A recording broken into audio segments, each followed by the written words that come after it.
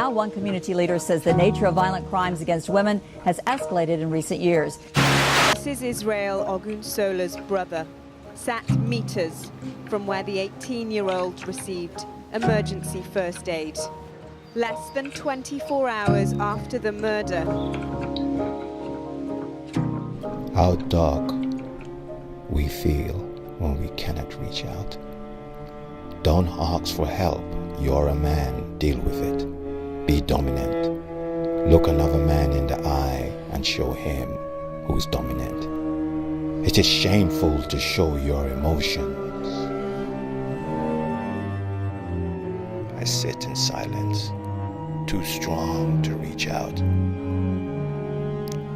But my silence is paining me. I am so conflicted. There must be another way to be a man.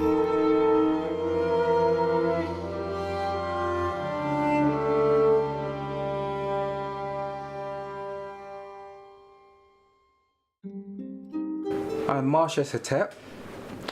I'm 54 years old and I work with young people across boroughs in London, helping them with their social, emotional, cultural, spiritual and health development. I've been doing this type of work since 2001 when I left a mainstream job to try and make a difference in the community because of all the issues that we were experiencing with young people. In your words, what is a conscious man? In my own words, a conscious man is a man who's aware of himself and his place in time and space and his role and his responsibilities in life. And this could be in his home, with his family, outside in the community, and his wider role in the world as a conscious man. During your travels around the internet, you may have bumped into the term toxic masculinity. It usually shows up in connection with particularly abusive male behavior, so things like harassment, homophobia, sexism, or violent outbursts. But what does it really mean? Toxic masculinity is a loose term that's used to refer to a subset of those behaviors which are harmful or destructive. It's often used as a sort of shorthand to describe behaviors linked to domination, humiliation, and control. It's marked by things like emotional detachment and hypercompetitiveness. There's a mistaken impression out there that toxic masculinity means that everything about masculinity is somehow toxic. In fact, the term toxic masculinity is used very deliberately to try to differentiate the more damaging or destructive male behaviors from more positive male behaviors. When it comes to this term, it's really important to understand that it's used to reinforce the fact that there are many different types and formulations of masculinity.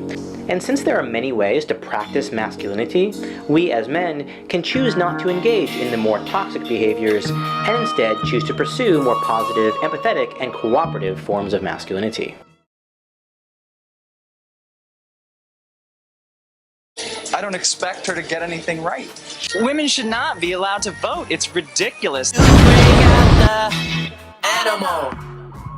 Outside of the home, it's the dominant media influences, and you could see that in whether you're looking at sports culture, whether you're looking at action film culture, or whether you're looking at music, video culture, which has got these themes which are, very male chauvinistic, very misogynistic, very aggressive, and it's become a global image of manhood, or the template or the archetype for manhood for many young boys growing up in the culture. It is an illusion, because when you really allow yourself to think about it, we have this definition of strength that's wrapped in muscles.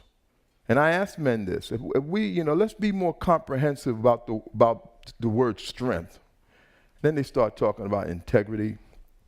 They talk about ethics. They talk about the power and the strength of sticking and staying. Men, and then when they start rattling off the responses, they're thinking about women in their lives. I knew way more strong women than I knew strong men once I got past muscles. and most of us as men do. But we have this rigid definition that works for our, at many times, rigid definition of manhood that creates this separation. Did you have much of an internal struggle when changed from a toxic man to a conscious man? Great struggle, because your peers are not going to be like you. The vast majority of your peers are not going to be like you. So what you're trying to transition away from and to is going to be not just a shock to yourself, it's going to be a shock to the people around you. And you're going to have to find a way to, like, not necessarily cut them away, because as a conscious man, as a man who's aware, you know, you want to maintain your relationships with people. You want to maintain some unity with people. So you don't want to isolate yourself. What was attractive to you about the conscious man lifestyle? I like the health aspect of it in particular, because as a man who's past the age of 50 and not looking like he's 50 and not functioning like he's 50, looking at my peers who have not embraced the conscious man lifestyle, then, you know, and then seeing people who were older than me, who were ahead of me in terms of their acceptance of this way of life, being a conscious man, and seeing their health, you know, and their mental output and their wisdom, it's very attractive, and it helps you in so many different ways, so many different ways.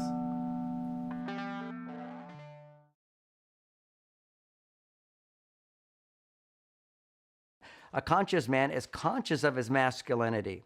He's conscious of the purpose of his masculinity, that he is a man, but he also has feminine qualities. But the feminine qualities do not dominate. He embraces them. He respects them in others. One of my favorite chapters in this book is a conscious man respects the gifts of the feminine. I'm not feminine, but I respect the gifts of the feminine, both from my wife and my children and the women I work with. I have admiration. I have respect for it, because I also embrace it within myself, but I'm not a woman, I'm a man.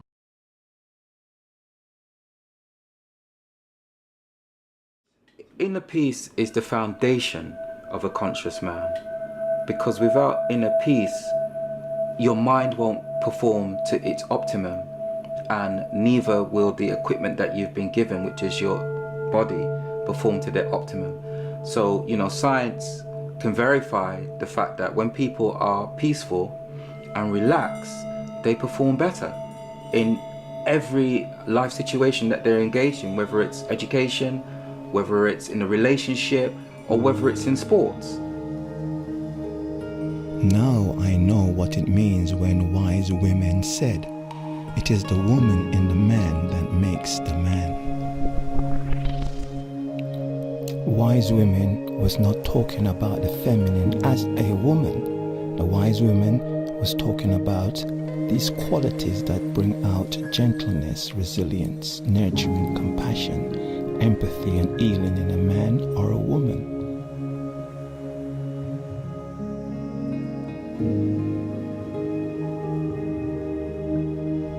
Society taught me the feminine qualities in me are weak. Such beliefs are nonsense. They take away the oneness and unity between the feminine and the masculine. The feminine in me is a place that nurtures me in ways that my external masculine cannot. It enables me to discover the authentic self, inner peace, inner calmness.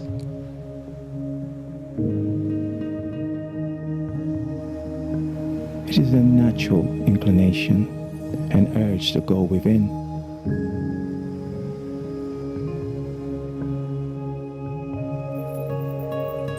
So I can gain strength to overcome the obstacle I face in the physical world. In my masculine state, I am too externalized, too hot and dry, too competitive. Through a cold and moist state, I'm able to go into deep meditation trance. Inner strength is feminine quality, outer strength is masculine quality. Now I know and understand when The wise woman said, the woman in the man that makes the conscious man.